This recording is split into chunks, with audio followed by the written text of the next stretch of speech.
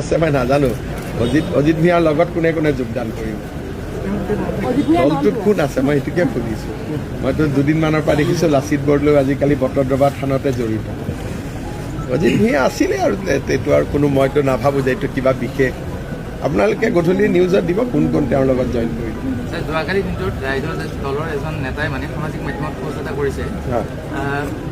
অখিল গগৈ ডাঙৰীয়া বিজেপিৰ পৰা 20 কোটি টকাৰ ডিমাণ্ড কৰিছে আৰু কংগ্ৰেছৰ পৰা ডিমাণ্ড কৰিছে মানে যোনে বেছি দিয়ে সেইফালে যাব কি বুজাইছে মই বুজি পোৱা নাই আমাৰ পৰা 20 কোটি আৰু কংগ্ৰেছৰ পৰা কিমান ডিমাণ্ড কৰিছে 21 কোটি 20 কোটি বুলিয়ে পাইছে হ'ব মই নাজানো মোক লগ পোৱা নাই গতিকে মই নাজানো এইবিলাক মই ইমান কোটি টকাত সোমাব খোজা নাই আৰু মোৰ এইবিলাক কামেই ভাল এপইণ্টমেণ্ট লেটাৰ দিয়া উদ্যমিতা দিয়া এতিয়া মই গোৰেশ্বৰ যাওঁ উদ্যমিতা অভিযানৰ টকা বিতৰণ কৰিব গতিকে মোৰ এক্টিভিটি এইবিলাকে আৰু পুলিচে ইতিমধ্যে কেছটো ৰেজিষ্টাৰ কৰিছে কিন্তু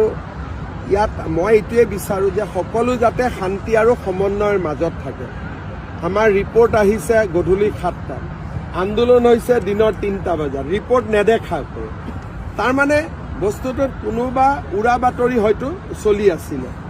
উৰা বাতৰি বা অপপ্ৰচাৰে আমাক ক্ষতি কৰে এতিয়া আমি যিখন প্ৰতিবেদন দিলোঁ তাততো কাৰো ক্ষতি নহয় বিনা কোনো এটা জনগোষ্ঠীৰ ক্ষতি নহয়